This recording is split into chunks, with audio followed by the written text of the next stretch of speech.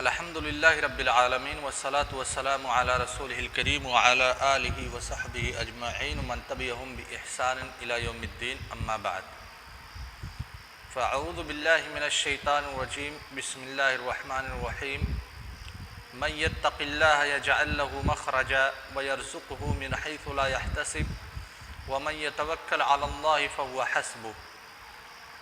سورۃ الطلاق آیت نمبر 2 اور 3۔ ذرا میوٹ کر لیجئے۔ اللہ تبارک و تعالی کی ملکیت پر دلالت کرنے والی آیات کا تذکرہ ہم کر رہے ہیں اور انہی کا مدارسہ بھی کر رہے ہیں۔ انہی آیات میں سے ایک آیت وارد ہوئی ہے سورہ طلاق کے اندر، آیت نمبر ہے 2 اور 3۔ طلاق کا تذکرہ ہوا کرتے ہوئے اللہ تبارک و تعالی لوگوں کو نصیحت کرتے ہیں کہ اصل یہ ہے ازدواجی زندگی میں زوجین کے مابین مفاہمت ہو، زوجین کا رشتہ مودہ اور محبت پہ قائم ہو، لیکن اس کے باوجود اگر کوئی پریشانی آ جاتی ہے جس سے سعادت محرومی میں تبدیل ہو جائے، خوشی غم میں تبدیل ہو جائے، پریشانی میں زوجین ہوں، تو اللہ تعالی وہاں پہ بیوی کو بھی اختیار دیتا ہے شوہر سے مفارقت کرنے کی، اور شوہر کو اختیار دیتا ہے بیوی سے جدائی اختیار کرنے کی۔ جب الفت و محبت نہ قائم رہ جائے تو دونوں ایک دوسرے سے جدا ہو سکتے ہیں، لیکن جہاں تک کوشش ہونی چاہیے ایک دوسرے کے ساتھ رہیں، کیونکہ زوجین کے مابین مفارقت سے اس کا سیدھا اثر جہاں زوجین پہ پڑتا ہے وہیں بچوں پہ پڑتا ہے، گھر والوں پہ پڑتا ہے۔ اسی لیے اللہ تعالی نے آخر میں ایک بات کہی، وَمَن يَتَّقِ اللَّهَ يَجْعَل لَّهُ مَخْرَجًا۔ اللہ تبارک و تعالیٰ کا خوف جس کے دل کے اندر ہوگا، اللہ تعالیٰ کا تقوی جس کے دل کے اندر ہوگا، اللہ تعالیٰ اس کے لیے کوئی نہ کوئی مخرج ضرور نکالیں گے۔ یعنی جس پریشانی میں واقع ہے، طلاق دینے کی حالت میں ہے، اگر اللہ تعالیٰ سے تقوی اختیار کرے تو یقیناً اپنی نفس کا مراجعہ کرے گا، اور اللہ کے رسول صلی اللہ علیہ وسلم کی وہ حدیث اس کے سامنے ہوگی کہ عورتیں ٹیڑھی پسلی کے مانند ہیں۔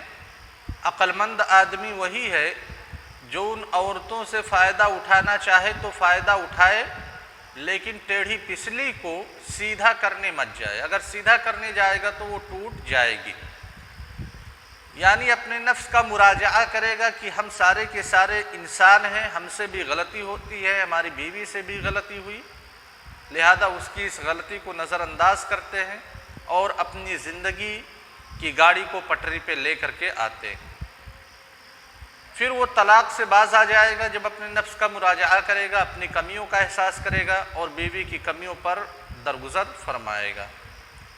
یا تو طلاق دے دیا ہے، طلاق دینے کے بعد اب بیوی کے سامنے اس کی دنیا تاریک نظر آ رہی ہے، شوہر کے سامنے اس کا فیوچر تاریک نظر آ رہا ہے، تو ایسی صورت میں اللہ تعالیٰ کہتے ہیں کہ اللہ تعالیٰ سے تقوی اختیار کرو، اور جب تقوی اختیار کرو گے تو اللہ تعالیٰ کوئی نہ کوئی راستہ تمہارے لیے ضرور نکالیں گے۔ اس کے بعد کہتے ہیں وَيَرْزُقُهُ مِنْ حَيْثُ لَا يَحْتَسِبُ۔ ایسی جگہوں سے اسے رزق دے گا جس کے بارے میں وہ خیال بھی نہیں کر پاتا ہے، جو اس کے گمان میں بھی نہیں آتا ہے۔ یہ تقوی کا فائدہ ہے، اور اس طرح کی آیت 2 مرتبہ اس سے پہلے گزر چکی ہیں۔ اللہ تعالیٰ بلا حساب و کتاب کے روزی دے گا، یا ایسی جگہوں سے روزی دے گا جس کے بارے میں خیال بھی نہیں کیا جا سکتا۔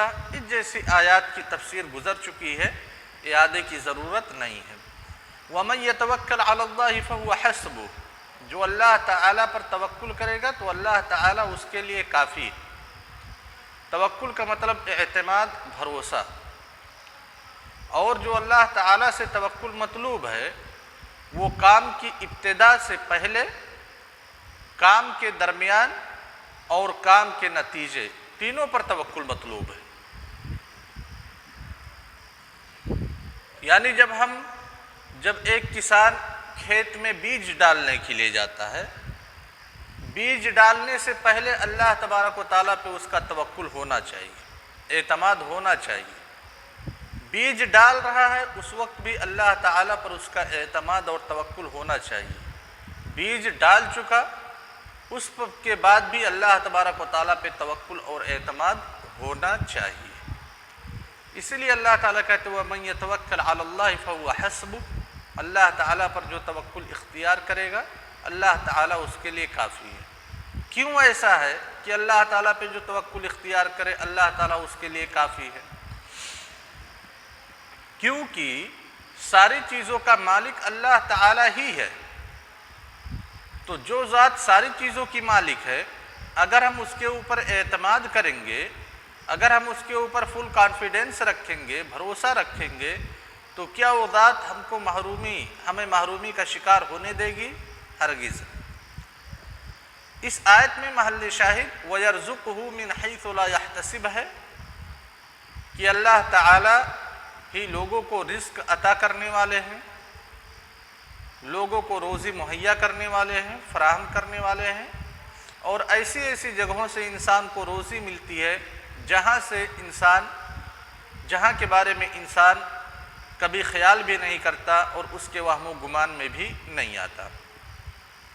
پھر سورہ طلاق آیت نمبر 7 کے اندر اللہ تعالیٰ ارشاد فرماتے ہیں لَيُنْفِقْ ذُو سَعَةٍ مِّن سَعَتِهِ وَمَنْ قُدِرَ عَلَيْهِ رِزْقُهُ فَلْيُنْفِقْ مِمَّا آتَاهُ اللَّهُ لَا يُكَلِّفُ اللَّهُ نَفْسًا إِلَّا مَا آتَاهَا سَيَجْعَلُ اللَّهُ بَعْدَ عُسْرٍ يُسْرًا۔ ہر ایک کی ذمہ داری ہے کہ اپنے اہل و عیال پہ خرچ کرے، لہذا نان و نفقہ کی ذمہ داری شادی کے بعد شوہر کے اوپر آ جاتی ہے۔ ہمارے فقہائے کرام نے یہاں تک گفتگو کی ہے کہ اگر ایک شوہر اپنی بیوی کے اوپر خرچ نہیں کر پاتا جتنا کہ بیوی کا حق ہے، بیوی زائد کا مطالبہ نہ کرے، جتنا اس کا حق ہے، اگر اس حق کو بھی پورا نہیں کر سکتا تو پھر ایسی صورت میں بیوی کو اختیار ہے کہ اپنے شوہر سے جدائی کا مطالبہ کر لے، یعنی طلاق کا مطالبہ کر لے، مفارقت کا مطالبہ کر لے۔ لہذا ہر ایک شوہر کو چاہیے کہ اپنے اہل و عیال کے اوپر خرچ کرے، اور یہ اس کی ذمہ داری ہے۔ اللہ تعالیٰ اسی ذمہ داری کے بارے میں کہتے ہیں لَيُنْفِقْ ذُو سَعَةٍ مِّن سَعَتِهِ، کہ خرچ کرے، جو صاحب ثروت ہیں اپنی ثروت، اپنی دولت، اپنی وسعت کے مطابق خرچ کرے، اور ایسے ہی وَمَنْ قُدِرَ عَلَيْهِ رِزْقًا، جس کے اوپر اللہ تعالیٰ نے روزی تنگ کر دی ہے، یعنی جو صاحب ثروت نہیں ہے، جو قلاش ہے، فقیر ہے، محتاج ہے، غریب ہے، بے بس ہے، لاچار ہے، ایسا شخص بھی اپنی وسعت کے مطابق خرچ کرے۔ اب ایک مالدار شخص خرچ کرتا ہے اپنی فیملی کے اوپر، ایک مہینے میں اس کا خرچ آتا ہے 30,000۔ ایک مالدار شخص اپنی فیملی کے اوپر ایک مہینے میں 30,000 خرچ کرتا ہے، کیا وہ اسراف کر رہا ہے، فضول خرچی کر رہا ہے؟ ہم دیکھیں گے اس کے خرچ کرنے کے طریقے پر کہ اس کے پاس کتنی ثروت ہے اور کس طریقے سے، کن جگہوں پہ خرچ کر رہا ہے۔ ایک غریب آدمی جو اپنی پورے فیملی پہ ایک مہینے کے اندر صرف 500 روپیہ خرچ کر پا رہا ہے، 500 روپے سے زیادہ خرچ نہیں کر پا رہا ہے، وہ غریب آدمی اس امیر آدمی پر اسراف کا حکم نہیں ٹھوک سکتا کہ دیکھو میں 500 روپے خرچ کر رہا ہوں، تم 30,000 خرچ کر رہے ہو۔ اور یہ ہم لوگوں کی غلطی ہے کہ ہم لوگ چاہتے ہیں جس لیبل پہ ہم زندگی گزارتے ہیں اسی لیبل پہ سارے لوگ زندگی گزاریں۔ ایسا نہیں ہے۔ ہمارے پاس جتنی پراپرٹی ہوگی، جتنی دولت ہوگی، اسی اعتبار سے ہم اپنی زندگی گزاریں گے اور ہماری معیشت کا لیبل بھی وہی ہوگا۔ اللہ تعالیٰ اسی نظریے کی تردید کرتے ہوئے کہتے ہیں کہ جو صاحب ثروت ہیں وہ اپنی استطاعت کے مطابق خرچ کرے اور جو غریب ہے وہ اپنی استطاعت کے مطابق خرچ کرے۔ اس کے بعد کہتے ہیں فَلْيُنْفِقْ مِمَّا آتَاهُ اللَّهُ، لہذا جو شخص غریب ہے یا امیر ہے وہ خرچ کرے اپنی فیملی کے اوپر، اپنی بیوی کے اوپر، اپنے بچوں کے اوپر، اپنے ماں باپ کے اوپر، اعزاء اقارب کے اوپر، رشتہ داروں کے اوپر۔ مما آتاہ اللہ، کس میں سے خرچ کرے؟ جو اس نے کمایا ہے، جو اس کی ملکیت ہے، جو اس کی جاگیر اور اس کی پراپرٹی ہے؟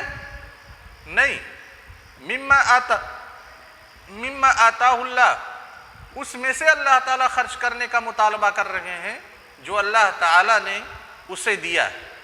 لہذا جو خرچ کرے گا اس کی پراپرٹی، اس کی جاگیر نہیں ہے، وہ اللہ تبارک و تعالیٰ کی ملکیت ہے، اللہ تبارک و تعالیٰ کا مال ہے، اور اپنے مال میں سے اللہ تعالیٰ خرچ کرنے کے لیے کہتے ہیں لا یکلف اللہ نفسا الا ما آتاہا، اللہ تعالیٰ کسی بھی نفس کو مکلف اس کی طاقت سے زیادہ نہیں کرتے۔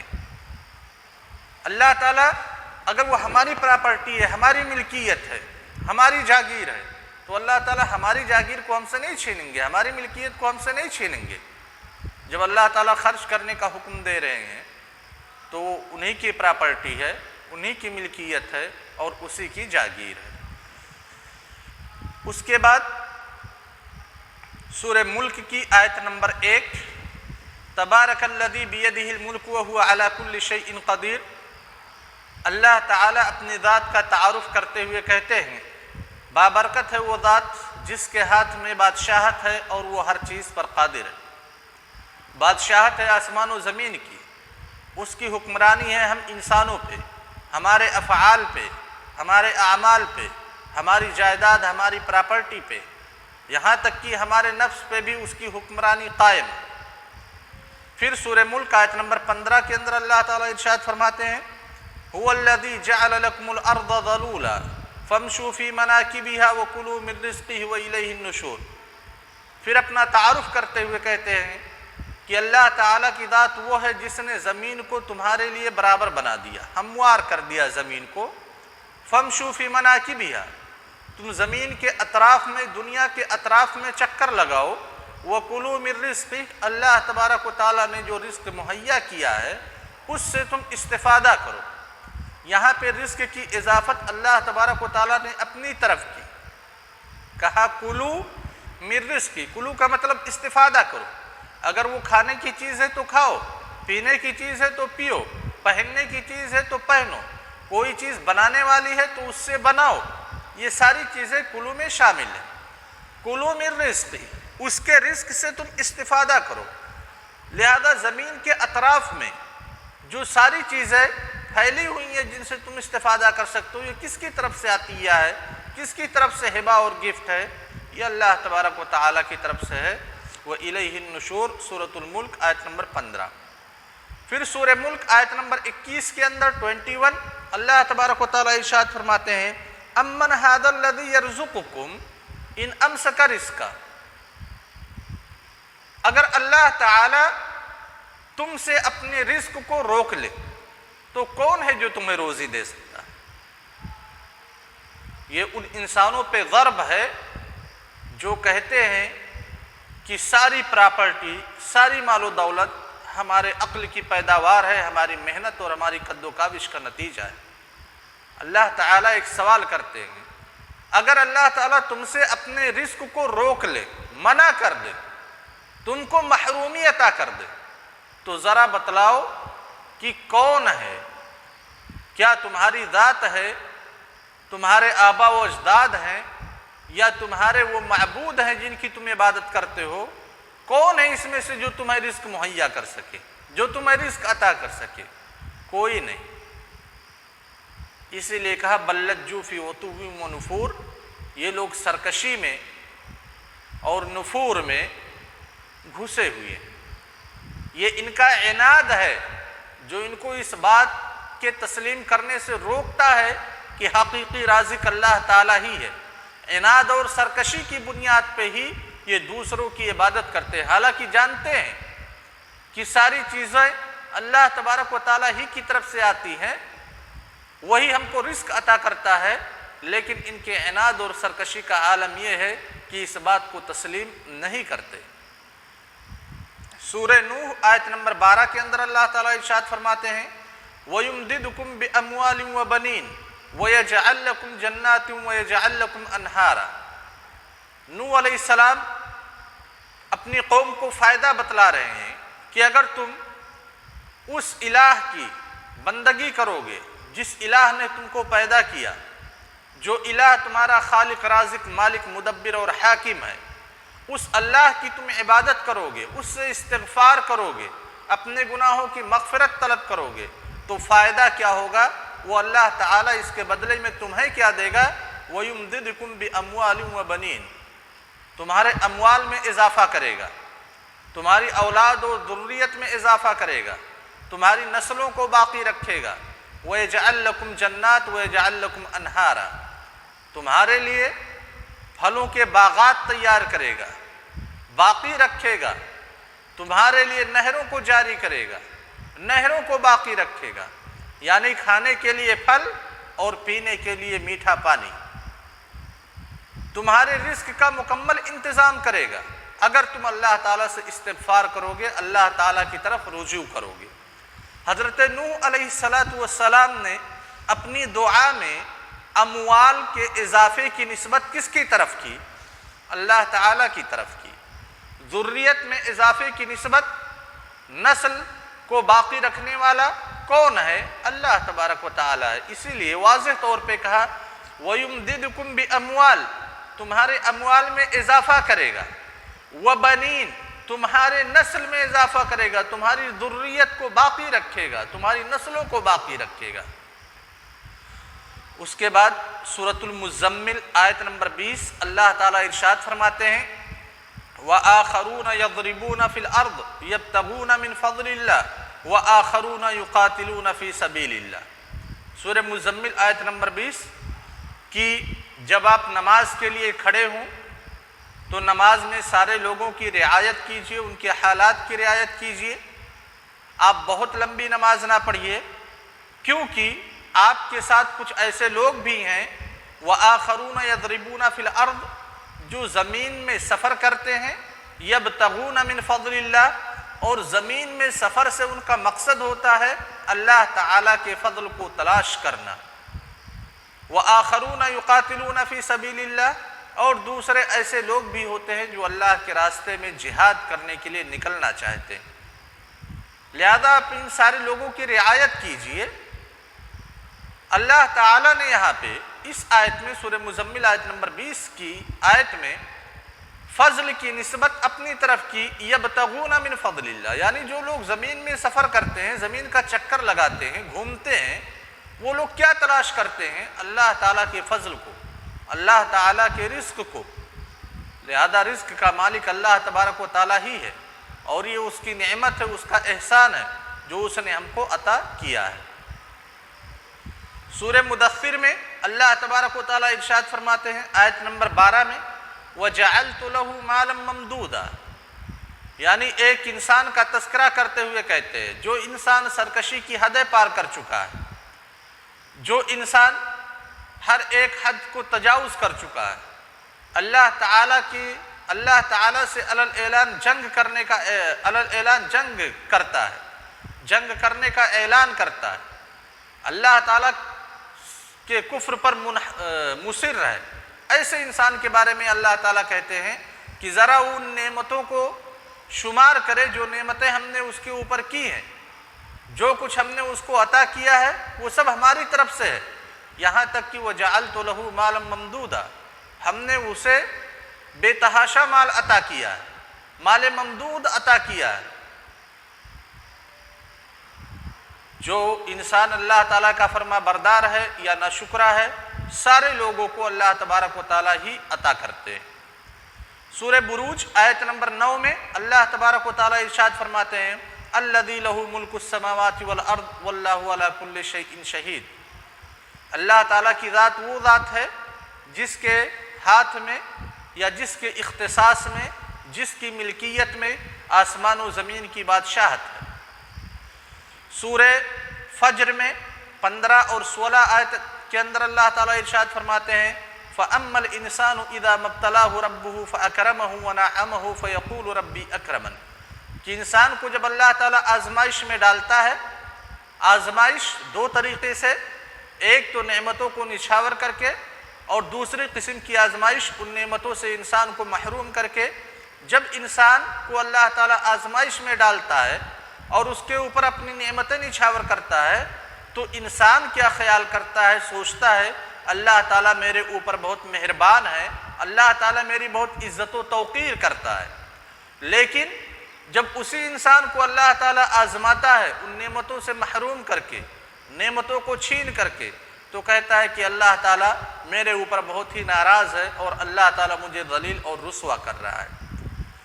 इस आयत में महल्ले शाहिद फ़अकरमहु व नअमहु, अल्लाह ताला ही इकराम करने वाला है, अल्लाह ताला ही नेमतें अता करने वाला है।